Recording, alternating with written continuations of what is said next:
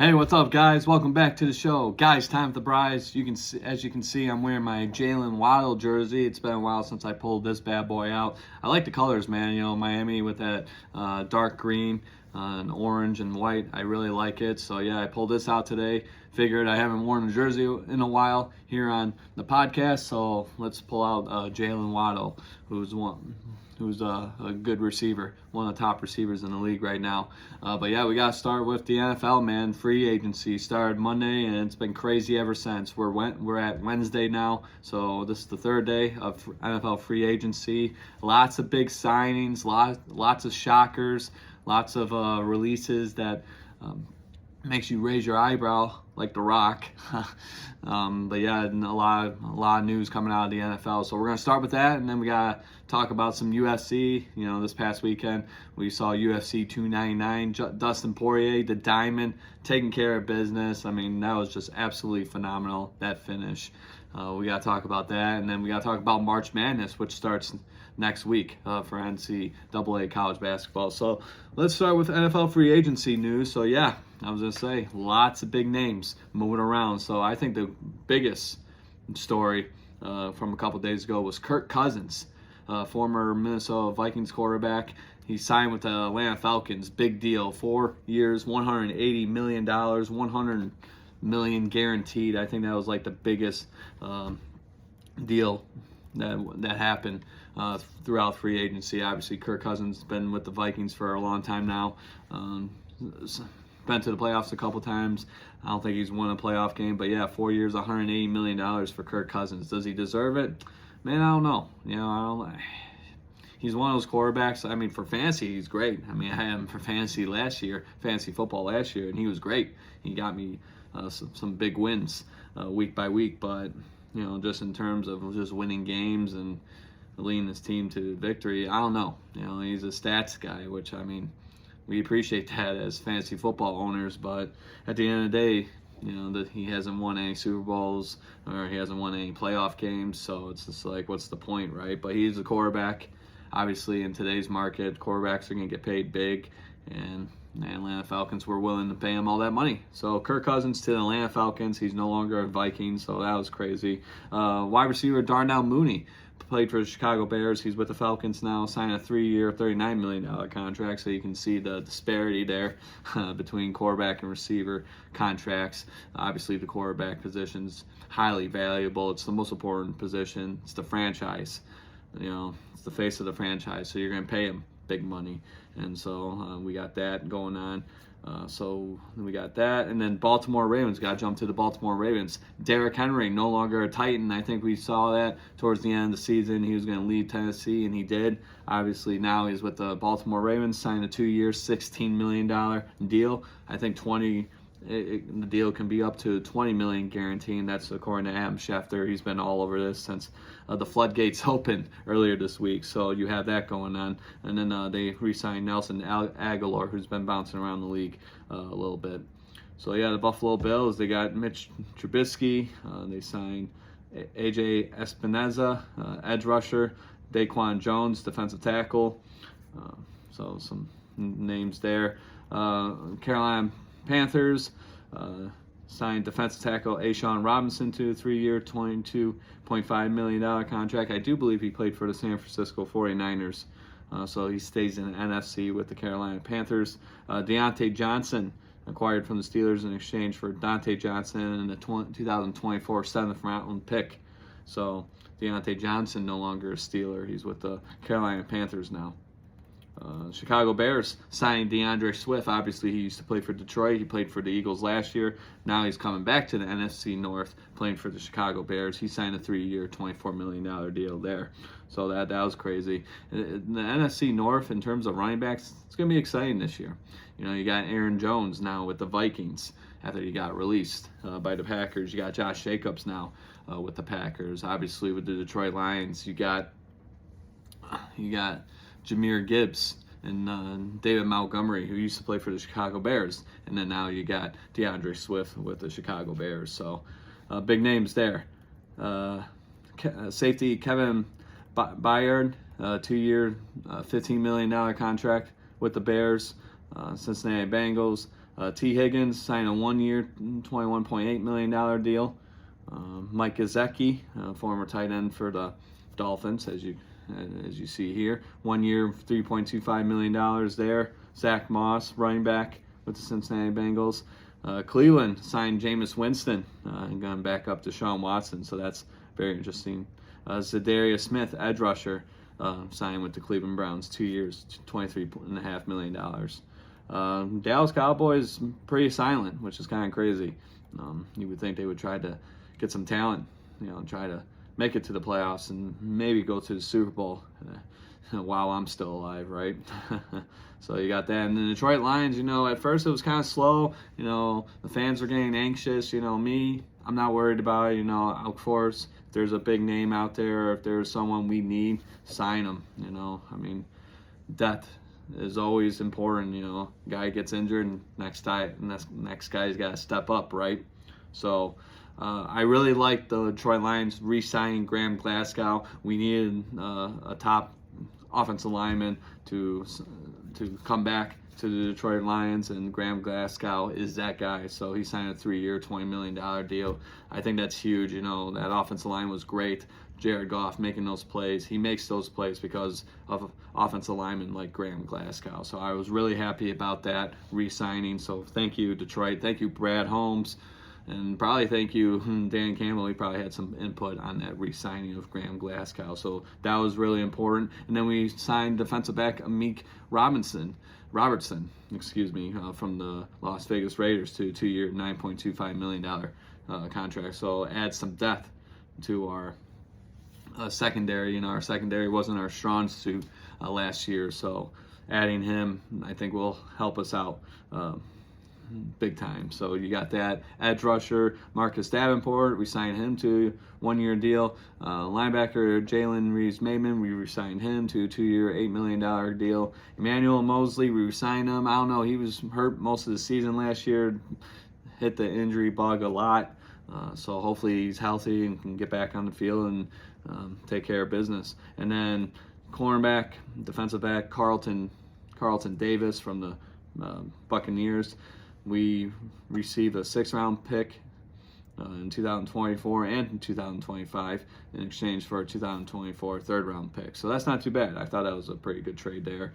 And then we re-signed Michael Badgley. So yeah, the Lions, not superstars or, not, heavy loading on free agency, but they're getting guys that they need right now. Obviously, like I said, our secondary, we need that to get, better because it wasn't our strong suit last season. Re-signing Graham Glasgow, obviously that was a big win for us. We need that offensive line to do spectacular like they did this past season. So re-signing him was great. But yeah, we'll see what other needs they go ahead and address at the NFL draft in a month. So, which is in Detroit, by the way, so that'll be pretty cool. So that's the Detroit Lions. The Packers, obviously, they signed Josh Jacobs, 4-year, $48 million contract. The Texans making some big moves. And Joe Mixon released from the Bengals, and now he's with the Texans. Dalton Schultz re-signed with the Texans. Jeff Okudah used to play for Detroit. Signed him to a 1-year, $6 million deal. Edge rusher Danielle Hunter, he used to play for the Vikings. Signed him to a 2-year, $49 million contract. A lot of people thought the Lions would pick him up. That would have been great, but it is what it is. We missed out. What are you going to do, right? He's with the Houston Texans now. I think DeMeco Ryans really trying to amp up that team, and I like him as a coach. He's a young guy. He knows what he's doing. He's energetic. He's a player's coach. Texans did really well this year. They really did. They just hit the injury bug at the worst time, and then they kind of slipped away towards the end of the season. You can't do that. You got to win as many games as possible just to get the wild card spot at least. Unfortunately, they weren't able to do that, but it is what it is. So you got Eric Murray. They re-signed their kicker, Kaimi Fairbairn. He's been there for a while. So Texans opening up the floodgates a little bit in free agency. And then Michael Pittman Jr. with the Colts, 3-year, $70 million deal. So that was huge for the Colts, getting their top wide receiver. Jacksonville Jaguars got Gabe Davis from the Buffalo Bills, 3-year, $39 million contract. So that was huge. They got Mac Jones as well from a trade with the New England Patriots. So they get Mac Jones, and the Patriots get a 2024 6th-round draft pick. So I thought that was interesting there. Kansas City Chiefs re-signed Chris Jones to a big contract, 5-year, $160 million deal. That's a big contract for Mr. Chris Jones there. And then defensive back, L'Jarius Sneed. Lions wanted him. He's staying put with the Kansas City Chiefs, 1-year, $19.8 million deal.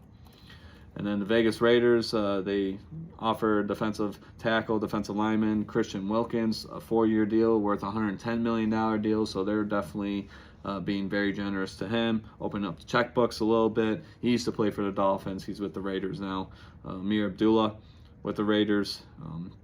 Gardner Minshew, 2-year, $25 million contract. He used to play for the Colts. Now he's with the Raiders. So lots of movements here. And then the Rams signed Jonah Jackson, our other offensive lineman.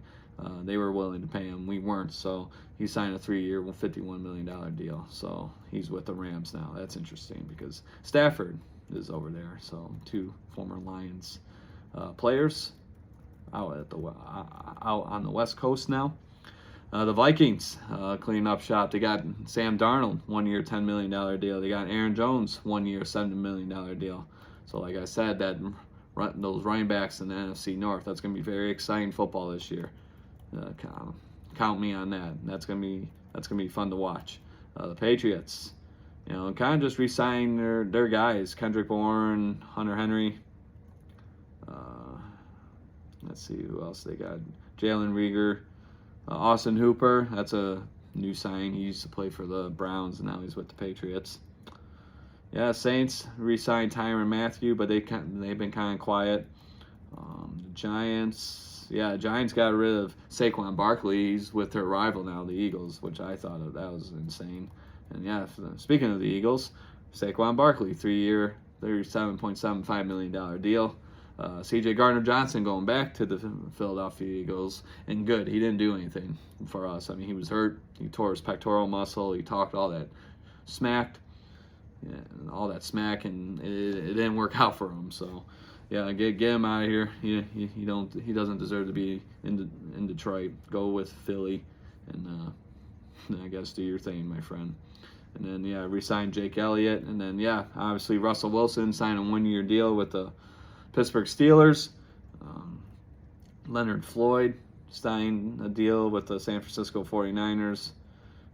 Let's see. Baker Mayfield signed a big contract, 3 years, $115 million deal. Mike Evans, he's really started everything last week. 2 years, $52 million deal. And then Austin Eckler going to the Washington Commanders. Marcus Mariota, Zach Ertz going to the Washington Commanders. So, yeah, that's all as of now. I mean, I'm sure we're going to be hearing more things come about. My phone's probably going to explode with notifications from ESPN or the NFL. But yeah, NFL free agency. The floodgates have opened, and it's crazy. It's crazy stuff right now. So what are your thoughts about NFL free agency? What do you like or don't like? What signings made sense or didn't make sense? How are the Lions doing? Do they need more? Do more? Do they need to be more aggressive, or are they good right now? You guys let me know. But yeah, that's NFL free agency. It's crazy. It's not going to stop. Like I said, my phone's going to blow up with notifications. So yeah, it's some crazy stuff there. So yeah, that's NFL free agency. So with that, we got to hop over to UFC 299 and talk about this real quick. I watched it.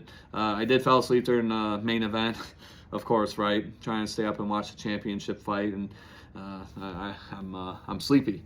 But it is what it is. Sean O'Malley won. Saw some highlights. He looked really dominant against Chito Vera. Looks like he's going to fight Ilia Topuria. I think he should fight Merab. But that's not my call. I'm a spectator/fan. I'm not Dana White in the UFC. They make the fights. We just pay and watch for our amusement. So it sounds like that's going to be the next big fight for Sean O'Malley against Ilia Topuria. That'll be interesting if it does happen. and then go from there. And then the co-main event, I actually did stay up and watch this. I was curious how this fight was going to go. You guys remember from last week's episode, my heart wanted Dustin Poirier, but my mind said Benoit Saint Denis. Thank God the heart won, because Dustin Poirier just put on a show. I mean, pictured perfect, right cross, southpaw, boom, or right hook rather, not right cross, right hook, and knocked Benoit Saint Denis out clean. And then he had another straight punch to finish him. So that was awesome. I really want to see, after that fight, I want to see Dustin Poirier compete for the title. Islam Makhachev has been inactive for a while now. He has to put the title on the line. They might fight in June. They've been talking on social media. June, that would be interesting. I would love to see that, because Dustin Poirier is a veteran. He will be in the UFC Hall of Fame one day, as I mentioned in my posts on Instagram a couple days ago. This guy deserves a title shot. Give it to him now. He's 35 years old. He's not getting any younger. But yeah, that performance by Dustin Poirier, thumbs up, 2 thumbs up. I mean, that was just absolutely fucking incredible. It really was. I was happy to see that. So that was my favorite fight of the card. This card was actually pretty damn good. And then you got UFC 300 next month. You got lots of big names, former champions. I think 12 former champions are on that entire card, prelims and the main card. So that'll be interesting to watch. I mean, like I said, I got Golden Gloves that day, so I might not be able to watch it. We'll see, though. But I'm more excited about Golden Gloves than anything. But yeah, you got that UFC 300 next month. And then you had other fights too. Michael Page making his UFC debut. He won against Kevin Holland. And then Jack Della Maddalena winning against Gilbert Burns, a vicious knockout. I just found out he broke his forearm. He broke his forearm, and he finished that fight. He finished the fight. He finished Gilbert Burns with a broken fucking forearm. I mean, some of these fighters, man, crazy what they put their bodies through. And then Petr Yan, back in the win column, looked absolutely phenomenal against Song Yadong. It was the first fight of the main card. He looked great. So it was good to see him back in the win column, along with Dustin Poirier. Back in the win column, obviously his last loss was against Justin Gaethje last July. So Dustin Poirier, get that title shot, man. You deserve it. So yeah, that's UFC 299, and then obviously we got UFC 300 coming up in a few weeks. So when we get closer, the Bryce, as always, will make his picks for UFC 300. So yeah, you got that, and then there is a fight on this weekend. 2 heavyweights going at Tai Tuivasa. He's always fun to watch, going up against Marcin Tybura, another big heavyweight. So that's your fight night this weekend. 7 o'clock. I will be at a party for one of my cousin's friends. He's having a kid, so diaper party. We're gonna hang out, smoke some cigars, probably play some Texas Hold'em, a few things I'd love to do. So we'll definitely be doing that and having a good time. So, but yeah, if you want to watch a fight, you got to fight, play some bets, have a good time with that. And so now we got to talk about hockey. Red Wings losing 6 straight. They lost last night. I mean, I'm telling you, man, it's just not looking good. I didn't watch the game, but I saw on my phone they lost 6 straight ever since Larkin went down. It's not good, man. I mean, it's a repeat of what happened earlier in the season. Larkin goes down, and then we play like shit. We can't do that. We're not scoring goals. We're giving up too many goals. We're not playing defense. Like, we can't be losing games now. It's March. Playoffs are right around the corner, dude. We need to start winning games and getting those points. We got to get at least a wild card spot at this point now. But yeah, 6 straight, dropping the last 6 games. Not good, bro. I mean, I'm not liking it at all. So, Red Wings, get your head out of your asses and start winning some fucking games. It's bullshit. So, with that being said, we got games on tonight. Yeah, I know. We got the Canes going up against the Blues. You got the Nashville Predators going against the Winnipeg Jets. You got the Capitals at Edmonton.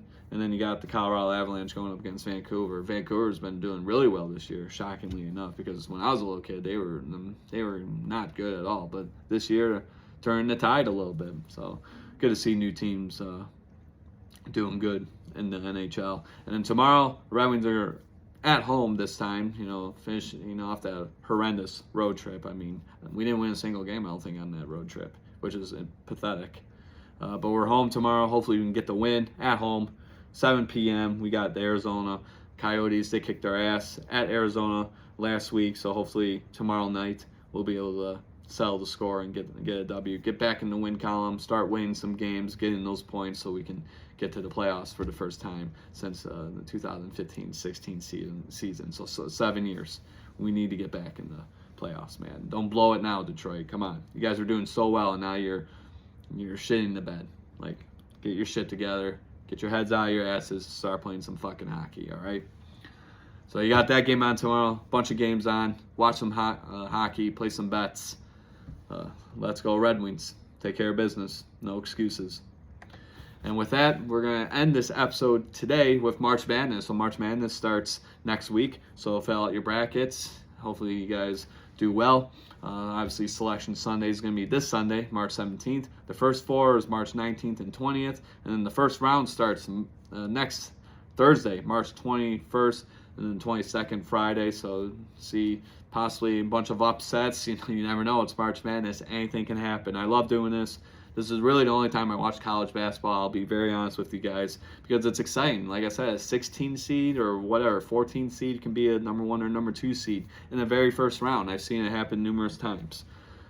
You got those Cinderella stories. You love it. It keeps you glued to the television screen. You look at your brackets, and after day one, it's already busted. You throw it in the trash. But it's always a good time. It really is. It shows some great athletes out there and playing for a title, making plays, having a good time, and just being themselves. Like I said, going out there and trying to win a national championship for their school. So it's always a great time. So with that, the championship game is going to be on Monday, April 8th this year in Glendale, Arizona. So I'll definitely be watching that. But yeah, March Madness starts next week, guys. So all you college basketball fans, get your brackets ready. The Bryes will. I'll be doing that. I've been playing a bracket for many years now, so I'll be watching some games too. So yeah, we'll watch some college basketball, March Madness. Get your brackets ready and enjoy the madness that is March Madness. So with that being said, we are done for today. So thank you so much for joining me, the Bryes, main guy Zach, right here on Guys Time with the Bryes. As usual, you already know the drill. YouTube, Spotify, Apple Podcasts, at Guys Time with the Bryes. You can follow my personal page, at Zach Bryes. You want a Guys Time with the Bryes jersey, message me on Instagram. Let me know. Got a few sizes available. Post something on my story or on my account so you guys know. If you guys want one, just let me know. And then, yeah, this episode's going to be available later tonight, so be on the lookout for that. And it's Wednesday, so enjoy the rest of the week. Finish off the week, 2 more days, Friday. And then you got your weekend. So with that, guys, you guys are always, as always, amazing. The Bryes is out. Jerseys. Like I said, it's been a while since I wore one, so it was good to wear this one today. I love it. So wear your jerseys. If you want Guys Time the Bryes t-shirt, let me know. But yeah, be on the lookout for this episode. And you guys are amazing. All right, peace out. The Bryes is out. You guys take care. Have a great rest of the day and have a great rest of the week.